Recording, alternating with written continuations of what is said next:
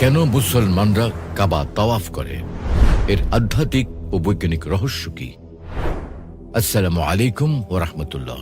প্রিয় দর্শক, কাবা ঘর হলো পৃথিবীতে অবস্থিত এমন এক ঘর যাকে ঘিরে হজ অথবা উমরা যে কোনো সময় তাওয়াফ করা হয়। এই ঘর নির্মাণের পর থেকে আজ পর্যন্ত কখনো এর তাওয়াফ থামেনি।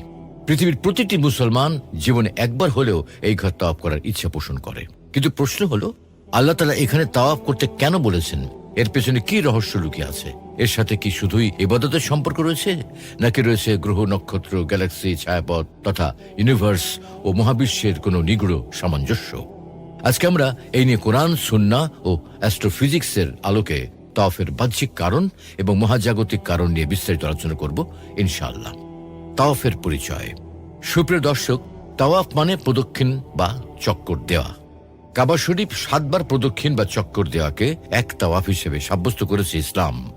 তাওয়াফ হলো কাউন্টার ক্লকওয়াইজ ডিরেকশন বা ঘড়ির বিপরীতমুখী কাবা ঘরের চারপাশে 7 বার প্রদক্ষিণ করা। কাবা চারিদিকে একত্রে ঘুরে মুসলমানেরা এক আল্লাহর একাত্মতা প্রকাশ করার জ্বলন্ত উদাহরণ। সপ্ত আসমানের উপর বাইতুল মামুর নামক একটা মসজিদ রয়েছে, যেখানে ফেরেশতারা নিয়মিত তাওয়াফ করে। হযরত আদম আলাইহিস সালাম যখন জান্নাতে থাকতেন, তখন উনি ফেরেশতাদের তাওয়াফ করার স্থান বাইতুল মামুরকে লক্ষ্য করেছিলেন। দুনিয়াতে আসার পর আদম আলাইহিস সালামের ইচ্ছা হয় এই পৃথিবীর মাটিতেও এরকম একটা বাইতুল মামুর থাকবে, যেখানে তার সন্তানরা নিয়মিত তাওয়াফ করবে। মেরাজ রজনীতে রাসূলুল্লাহ সাল্লাল্লাহু আলাইহি সাল্লামও বাইতুল মামুরকে দেখেছিলেন, যেমন হাদিস রয়েছে। এরপর আমাকে বাইতুল মামুরে ওঠানো হলো। বললাম, হে জিবরাইল, এ কি? তিনি বললেন, এ হচ্ছে বাইতুল মামুর। প্রত্যেক দিন এতে 70,000 ফেরেশতা তাওয়াফের জন্য প্রবেশ করে।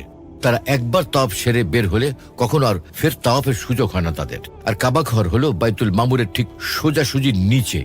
কিন্তু দুনিয়ার জীবনে যেহেতু আমরা আল্লাহর আরশকে সামনে পাবো না ও আল্লাহর আরশের সামনে সিজদা দিতে পারবো না, তাই আমরা মুসলমানরা এই কাবা ঘরের চতুর্পাশে একসাথে তাওয়াফ করি। কারণ কাবা ঘর হচ্ছে দুনিয়ায় বাইতুল মামুরের প্রতিনিধি। ফেরেশতাদের মূল ইবাদতের ক্ষেত্র যেমন বাইতুল মামুর, ঠিক তেমনি আমাদের জন্য কাবা ঘর। ফেরেশতারা যেমন আল্লাহর আরশ ও বাইতুল মামুরকে কেন্দ্র করে তাওয়াফ করে, ঠিক তেমনি আমরাও কাবা ঘরকে কেন্দ্র করে তাওয়াফ করি। কাবা ঘর হচ্ছে আল্লাহর আরশের একদম নিচে। কাবা ঘর হচ্ছে আল্লাহর ঘর। কাবা ঘর হচ্ছে দুনিয়াতে আল্লাহর আরশের প্রতিনিধি।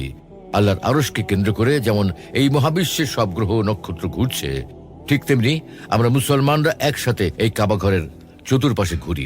এটাকেই তাওয়াফ বলে। এই তাওয়াফ করার আমলটা আল্লাহ সুবহানাহু ওয়া তাআলা হযরত ইব্রাহিম আলাইহিস সালামকে শিখিয়েছিলেন।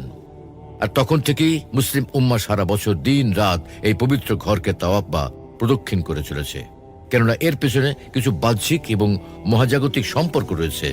বাহ্যিক সম্পর্কগুলোর মধ্যে উল্লেখযোগ্য হল, সর্বপ্রথম নির্মিত আল্লাহর ঘর। কাবা ঘর হল পৃথিবীতে নির্মিত আল্লাহ তাআলার সর্বপ্রথম ঘর, যাকে কেন্দ্র করে ইবাদত করার জন্য স্বয়ং আল্লাহ তাআলা মানুষকে নির্দেশ দিয়েছেন। যেমন ইরশাদ হচ্ছে, ইন্না আউওয়ালা বাইতিন উযিআ লিন-নাসি লাল্লাযী বিবাক্কাতা মুবারাকান ওয়া হুদাল লিল-আলামিন। নিঃসন্দেহে মানুষের ইবাদতের জন্য সর্বপ্রথম যে ঘর তৈরি করা হয়েছে সেটা হচ্ছে মক্কায় অবস্থিত এই ঘর। আর এটা সারা বিশ্বের মানুষের জন্য হেদায়েত ও বরকতময়। 2 হলো পৃথিবীর নাভিস্থলে অবস্থান। পৃথিবীর নাভিস্থলে অবস্থিত লাটিমের মতো ঘূর্ণায়মান হচ্ছে পবিত্র কাবা শরীফ। এটি তার একাত্মবাদের প্রতীক। এই কারণেই আল্লাহ তাআলা বান্দাকে নির্দেশ দিচ্ছেন, ثم ليقضوا تفثهم وليوفوا نذورهم وليطوفوا بالبيت العتيق। অতঃপর তারা যেন পরিষ্কার পরিচ্ছন্ন হয়, তাদের মানসসমূহ পূরণ করে এবং এই সুসংরক্ষিত ঘরের তাওয়াফ করে। এই আয়াতে আল্লাহর ইবাদতের জন্য তৈরি করা সবচেয়ে পুরাতন ঘর তথা প্রথম ঘর কাবা শরীফকে বোঝানো হয়েছে। কেননা ইবাদতের জন্য নির্মিত পৃথিবীর সর্বপ্রথম ঘরই এটি। আর 3 হল দেহ, ঘড়ি ও সৌরজগতের সাথে সম্পর্ক।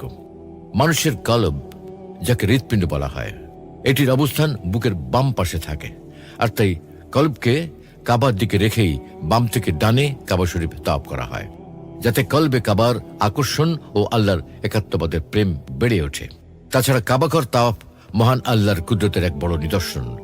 দুনিয়ার সব কাজ ঘড়ির কাঁটার অনুকূলে ডান দিক থেকে বাম দিকে হয়ে যায়, অথচ পবিত্র কাবা ঘরকে